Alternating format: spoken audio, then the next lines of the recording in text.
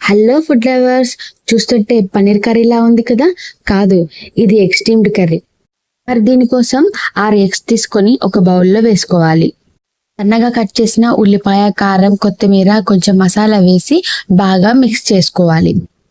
ఇప్పుడు stove on చేసి pan పెట్టుకొని తగినన్ని నీళ్లు పోసి మిక్స్ చేసిన ఎగ్ బౌల్ని పెట్టి దానిపైన మూత పెట్టి స్టీమ్ చేసుకోవాలి. కాసేపు అయ్యాక ఓపెన్ చేసి చాక్తో చెక్ చేసుకోవాలి.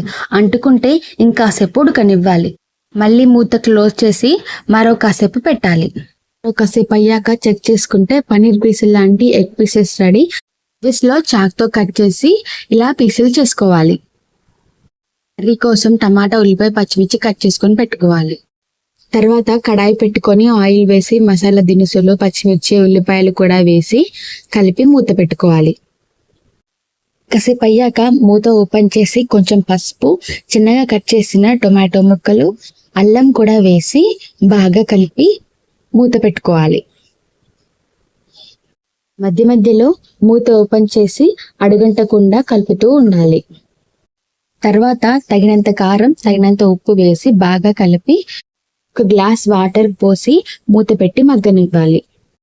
తర్వాత స్పాంజ్ లాంటి ఎగ్ పీస్లను వేసి బాగా కలపాలి.